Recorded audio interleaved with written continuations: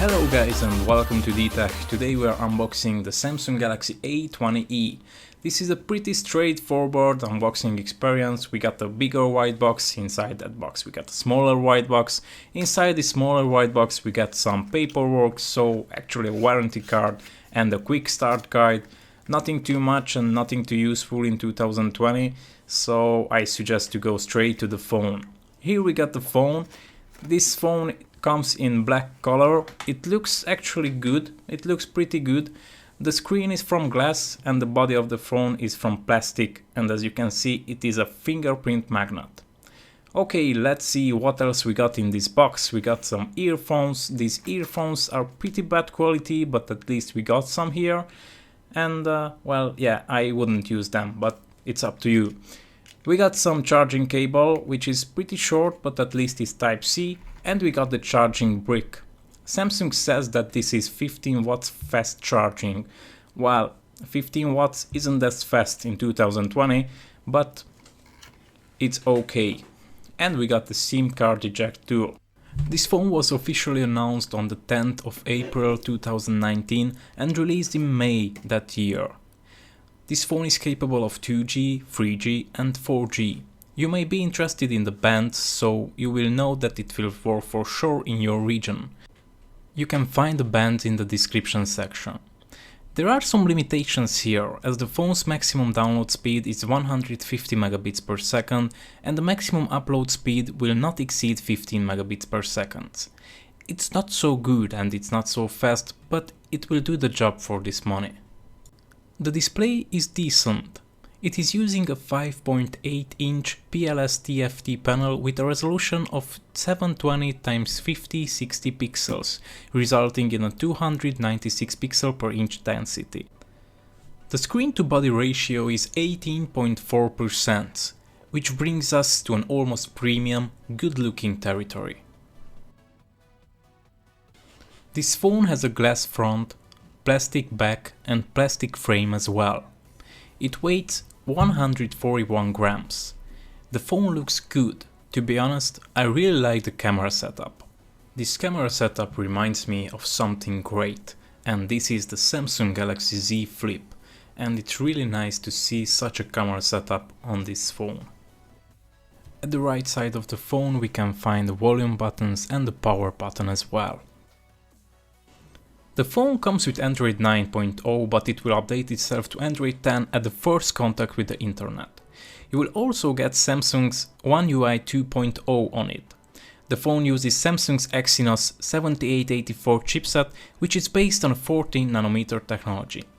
The octa-core CPU comes with two 1.6 GHz Cortex A73s and six 1.35 GHz Cortex A53 cores. In other words, these are decent specs for an entry-level phone. This is obviously not a gaming phone, but you will still be able to play the most of the games on it. I tried some games and it may have some lags when loading, but looks pretty good, pretty decent. So if you have a good internet connection, you shouldn't have any problems.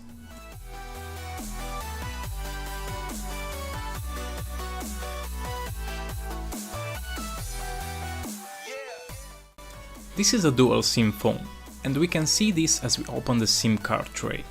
I love dual SIM phones, not just because you have the chance to use two cards simultaneously, but because in the most of the situations you also get the chance to replace one of the SIM cards with a memory card. The phone has 32 gigs of eMMC 5.1 internal storage and 3 gigs of RAM.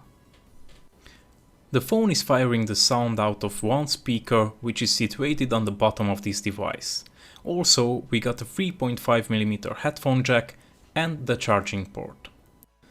The battery of this phone is 3000 mAh. It is a non-removable lithium polymer battery. It is also capable of 15 watts, as Samsung says, fast charging. The phone comes in black, white, blue or coral colors. It has NFC, Bluetooth 5.0 and FM radio. It also has a rear-mounted capacitive fingerprint sensor for a pretty simple, fast and secure unlocking experience. As we enter the camera territory, we are reminded that actually this phone, it is an entry-level phone. and we should not expect a world-class level photo shooting session. Obviously we can do some nice shots in good lighting conditions, but as we enter into darker places, these shots will be just blurred. The main camera of the phone is a 13 megapixel wide-angle f1.9 camera with face detection autofocus. The secondary camera is a 5 megapixel f2.2 ultra-wide camera.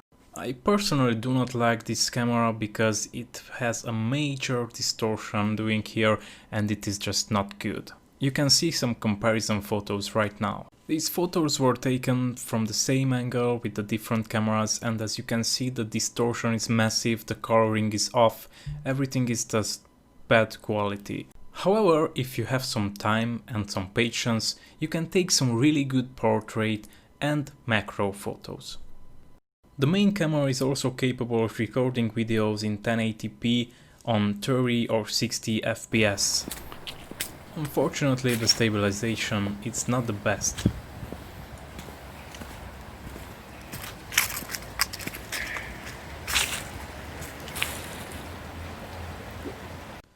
Talking about the selfie camera, this is an 8 megapixel f2.0 wide camera. This is also capable of making 1080p videos in 30 frames per second. And my recommendation is to use good lighting conditions, because otherwise you will end up with something like this. If you like this video, a subscribe to the channel would be awesome. Thank you very much for watching my video. As always, I am Daniel and this was D-Tech. Catch you guys in the next one.